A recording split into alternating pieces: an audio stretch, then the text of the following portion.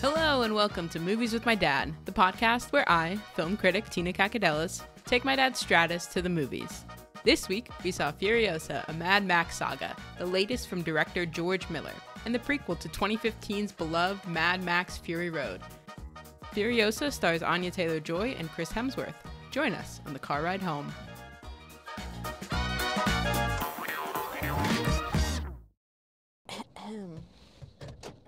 Well, how did you feel? About what? It's already going to be introduced. You don't have to play these games. You sure? Yeah.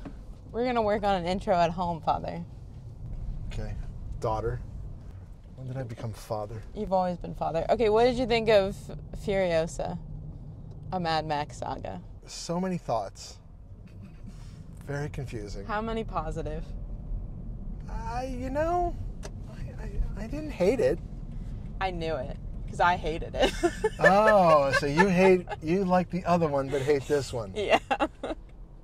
Because this one was everything that Fury Road was not. This one is has just a story. No, this one is just a basic action movie where there's nothing really going on. But there was a story in this one. No, there wasn't. Yes, there is. What's the story? I don't know, but right now, before we get into the story, we have to go to Gastown. Costco. Gas. Yes, but we need gas. Gastown. Maybe on the way home we could also stop at Bullet Town. For what? I don't know. Who knew there was a Bullet Town? The Bullet Farm. Bullet it's a Farm. They're all towns. They're all towns. The Citadel? Bullet Town, No. Citadel Town, Cabbage Town. Yeah, who's making the cabbage? They're growing in the Citadel with the water. Wasn't that obvious? Yeah. So many problems. All right. Wait, I have to move. Who runs Border Town? Where's Border Town? See, you don't know because you have no history to this franchise. Oh my God. Tina Turner runs Border Town. What border? Okay, so you liked it. No. Like is way too strong of a word for it. And hate is too strong of a word for me, but it's not what I signed up for when I came into this. Yeah, but I still, well, all right. I guess we have to go back to when I first watched, what's the other one? You tell me. Not Glory Road. Something Road. The road to Gastown. What is it? Fury Road. Fury Road. So the first time I watched that, I didn't like it at all, right? I mean, yeah, we didn't see it together. We didn't see it together? No. Then why did we talk about it before?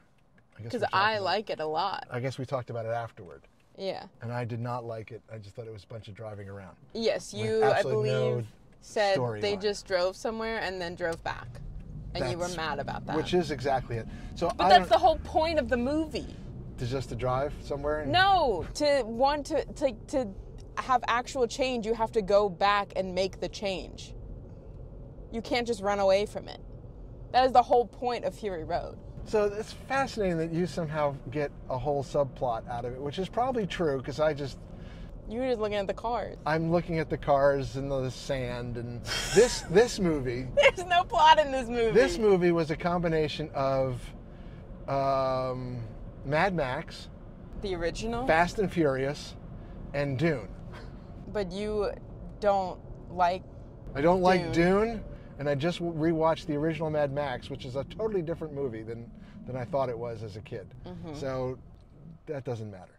This movie, why didn't they make this movie first in the I guess it's not a trilogy, 2 movies.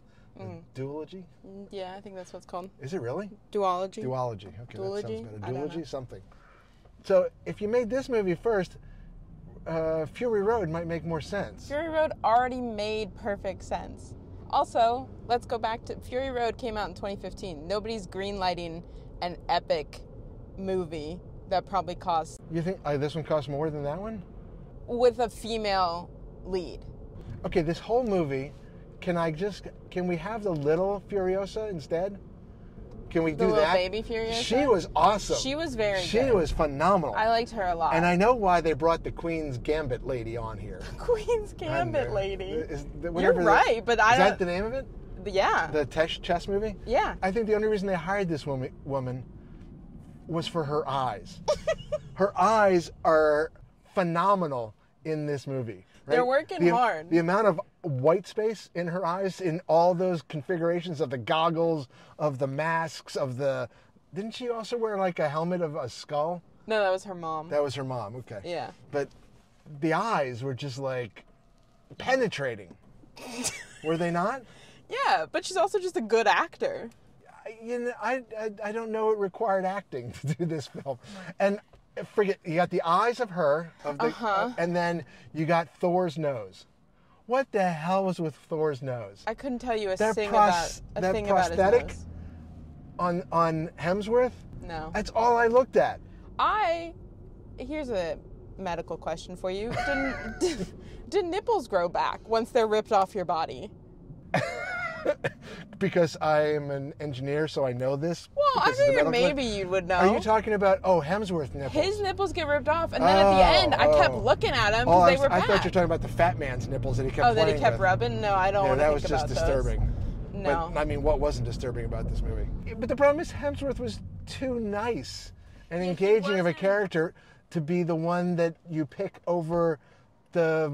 Immortan Joe. Immortan Joe that's basically Bane from Batman with the mask and thing. I think the that's same character. Your only touch point of another mask That was the only character. You are exactly right.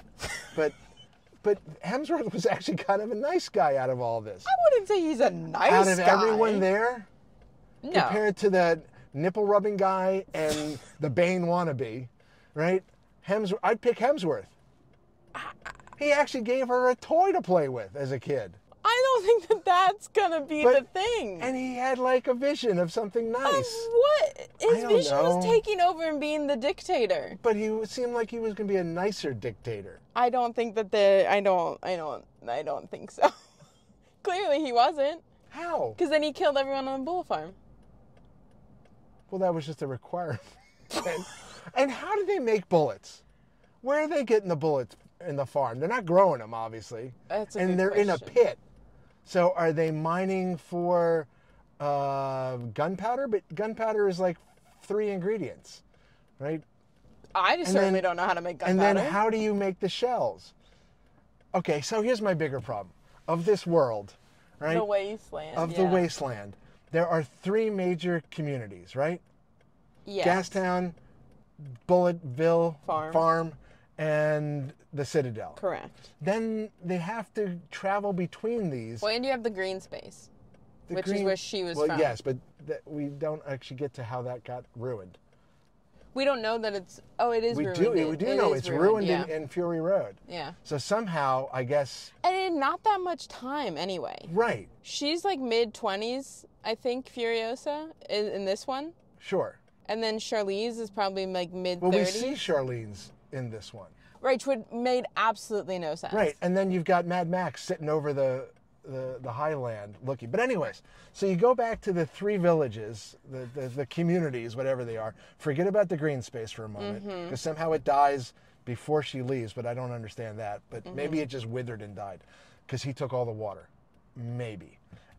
Which could have happened from the time that she was taken as a child to he has all the water. But you're telling me that there are these 3 communities, and then there are these marauders that live out in the wasteland that go after the trucks that go between these communities. How? How are these marauders surviving without water, without gas, and without bullets? Isn't that just like Australia? Well, but how... Poor Australia. But how are they surviving out there to be enough to be a problem? Because it sure looks like the Bane wannabe guy... Immortan Joe. Immortan? Immortan. Immortan Joe. Joe? Joe. Let's just go with Joe. Okay. Joe seems to run everything just fine. He has more than enough people, more than enough of these war boys, and wherever they're getting their shots of adrenaline, chrome, even better. So he seems to be fine in control of everything. How many bands could there be out there, and how are they supplying themselves? It makes no sense. I don't know if it needs to make sense, but it makes no sense. I'm fine with that. Whatever. Just let there be marauders. Why is just that? Marauders. That is your main problem. That's your not my main problem. problem. That's just a problem. Okay. So, and Hemsworth starts as a marauder. Right. but then gains enough people. And somehow the red dye made him, he became Jesus after that? Was that? Because all of a sudden he became more, forget about that. I don't know. That went nowhere. So let's go to, is it George Miller? Yes. Is that the guy's name? The director? That started all the way back with the original Mad Max of Mel Gibson. Yes. What? Has this guy done anything else other than a Mad Max world? Yeah. Okay. What's this man like? That this is a vision he's wanted to see come to fruition, because at this point, he's pushing 70-something easy, right? Mm-hmm. Is that true? Yeah. I mean, he has to be. Yeah, I think 70 or 80, somewhere up there. He had to be older than Mel Gibson, and Mel Gibson is at least 60s, or 70, because I'm 60. We're saying Mel Gibson's name far too much for my liking. Yeah, fair enough, but why? Why this vision? What is this vision? What is he trying to tell me? Well, I don't know. What is he telling you? He's telling... Okay, I've only seen this and Fury Road. I have not seen the originals, because, again, I have no interest in watching Mel Gibson. I already told you what Fury Road is. Fury Road is about going and making the change yourself. You can't run away from it. If you want to better things, you have to be there and be present and make the active change. I don't know what he's telling Just you what here. you just said is a Disney movie. You have Everything is a Disney Everything movie. is a Disney movie. Every learning experience that you get from any movie is inherently a Disney movie, because it's all built with the lessons that we all learn from childhood, from the myths and the legends and the Disney movies and the fairy tales that we all learn from, and the Bible. It's all from that. I don't know what you want. No matter what, the inherent lessons and the morality questions, whether or not they show you something moral or immoral, comes from these things that we all grew up with. But a Disney movie's happier. I don't know what Do I need to watch this? This world that he's created? It's just a different take on it. It's just like how people make horror movies that are about grief and loss and things that's manifested through ghosts. But I want to be entertained. You didn't like the Cars? The Valiant? A deer. Oh. 2 deer. 2 deer. 3 deer. 3 deer. A baby deer. Aww. You didn't like the little Valiant? Is that a real car? That's what that was? There is a Valiant. Yes, it was a Valiant. That's like from the 60s or something. Yes, the one that she drives. She drives with the 2 bikes in the back. Farm. Yeah. That was cool. I mean, I like the Hemsworth's monster truck better. I figured you would. That thing when was it went epic. Up the hill. Okay, is it all legitimate? Which part? They driving up that dune? No. I mean, first off, she drove up in the one motorcycle and no other motorcycles could do it. I thought it was because she was in a little light motorcycle and they were in little bulky ones. No, I guess she's lighter, no. Maybe, but I doubt it. But I don't think that massive, what is it called? Monster truck? Monster truck would have made it up either. But it did look cool. Even with the 6 wheels? Even with the 6 wheels. And so they move cabbage? Yeah, I don't really know how everyone's just sustained on cabbage and potatoes. Well, I guess cannibalism. Was there potatoes somewhere? Yeah. Where were the potatoes? They were there. They were there. When she was putting stuff up. I guess you look at all of the medieval serfs, that's pretty much all they ate was cabbage. But I do think... That's peasant food, right? Cabbage and potatoes? Yeah. I think these people were also snacking on some human limbs from time to time. But I don't... Okay. You don't think there was light cannibalism? There also wasn't enough humans reproducing to make all those war boys. Where were the babies coming from? Well, so he has the wives. He does. But then I think other people are just having kids. But they didn't even look like... There were no kids anywhere there. They're all little war boys. All the war boys were the same age. No, there was the one war boy who was feeding Immortan Joe the food, who was young. Okay, but basically they're 20-somethings. Okay, maybe that's why things There's got to be a lot of procreation happening to have that many war boys. We don't know how long ago the world broke. Yeah, we do actually. Because Mad Max himself, Mel Gibson. I really hate this. Is somewhere in the 70s, okay? Actually 1970s? Well, the movie was made in 79, so you could say 80, but it looked like the time scale of the original movie somewhere in the 70s in the Australian outback. You're saying that's when the world broke in the 70s? Well, because that is Mad Max. That is the character. Right, but we don't know that Furiosa is happening in 2024. We do, because Mad Max is a 19, 20-year-old guy in 1970, right? When we see him in Fury Road, he's maybe 40. pushing 30 or 40. Yeah, so it's 20 years. It's 20 years. You're getting to 2000. So somehow, in 20 years, all of civilization went. Okay. Those ladies started a nature conservancy growing vegetables. Charlize Theron is born and is around mid-30s, mid-20s. I don't know how old so she is. Somewhere, I mean, that's the only time scale. So now we're talking, it's now 2005. Right. Right? Maybe 2010 is the time scale. All of that stuff happened. There was a lot of infrastructure that occurred that I don't believe was already there. Yeah. So, I mean, a dystopian future, but this was 100 years later, and somehow they managed to keep these cars running. The gasoline. The gasoline. I wanted Gastown to really burn, but then I remembered that it was in Fury Road, so then I was like, well, it can't. But I really wanted like that moat of gas to just like blaze. But then where does Bordertown come in Tina Turner? I don't know. See, you're going to have to go do some Mad Max I think history. Fury Road is where it begins and ends with me. What do they say? They'll live forever on Fury Road. That'll be me, because I didn't need this movie. I did like the little throwback to the guitar playing guy. Oh, thank God he arrived! My goodness. No, that was only that was the flashback. No, he shows up at the end of the 40-day war, the Wasteland War. Before that. Where was he? Was he just playing acoustic guitars? When little Furiosa is in the cage, did you not notice the cage on wheels had speakers? Yeah. Chris Hemsworth talks on that. Yeah. That, I believe, is the precursor to. I don't think so. To the rock and roll guy. You don't think so? No, I don't think so. Let these nice people go. Okay. They have a baby and a dog. The dog's dirty. The dog's been playing in the woods. Oh my. Okay. No, I don't think Back to Fury Road. I don't think that has anything to do with the guitar playing man. It was another vehicle with speakers all built in. Right, but I don't think Morton Joe saw that and was like, "Yeah, we're about to prepare for war, but real quick, let me just build out this speaker." No, that wasn't Morton Joe. That was Thor. Right, but Morton Joe has the guitar guy. Eventually, I think it's part of Thor's army. He has the guitar guy in Furiosa.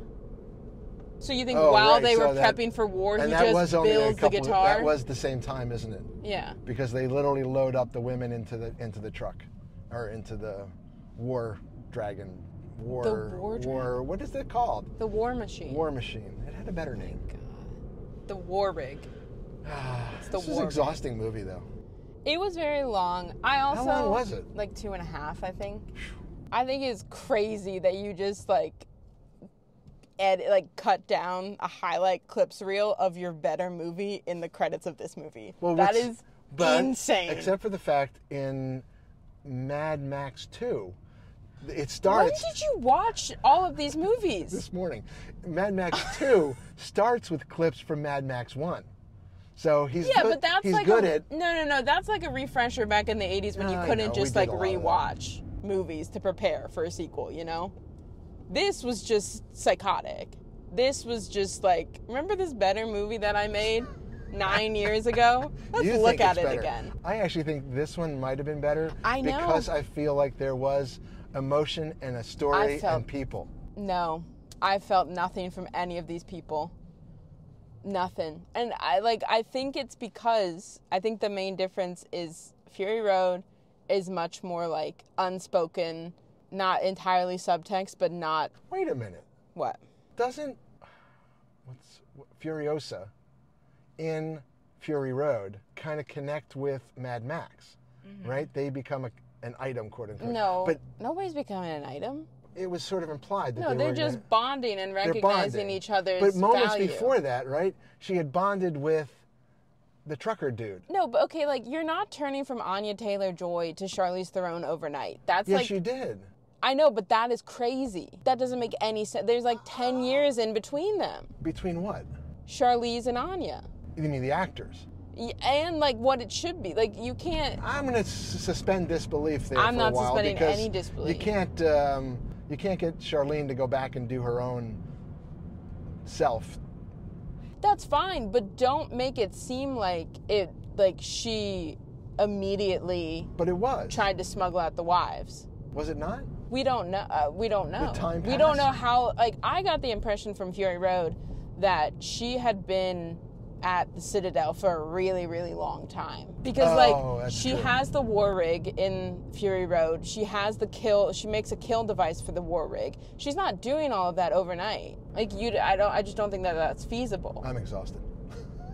There's too much to keep track of this. It disappointed me. I think hate was too strong of a word, but I was feeling spicy coming out of the theater. But it was not what I was hoping for.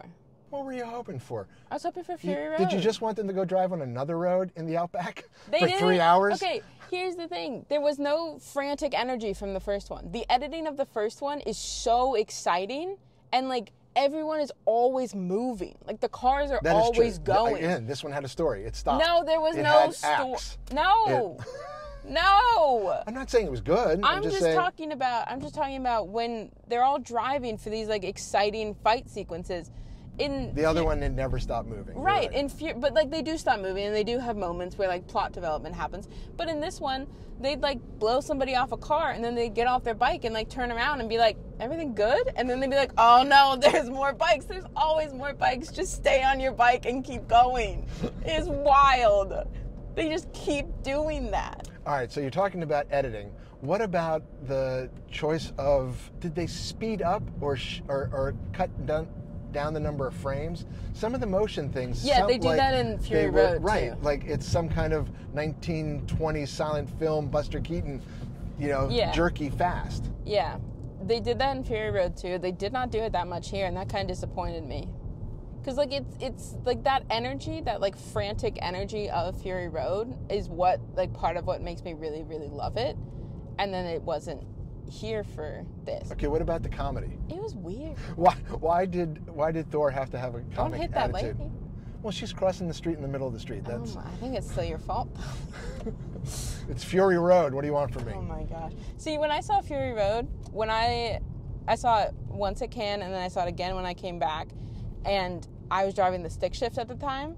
Man, I felt like I was like ready. I was like, give me the guzzling, give me the chrome. But now I'm like, there's no Fury. There's no road that I need to go be on and shift dramatically. We've arrived. All right, final thoughts? 2 steering wheels. I think I'd give it a 2 as well. Oh. Yeah, 2.5 maybe. For her eyes. For her, okay. No, I'm giving her 2 for the eyes. One for each eye. One for each eye, yes. Goodness gracious. Power down. Okay.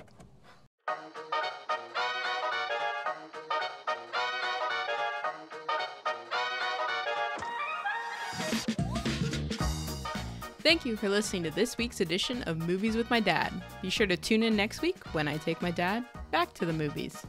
See you then.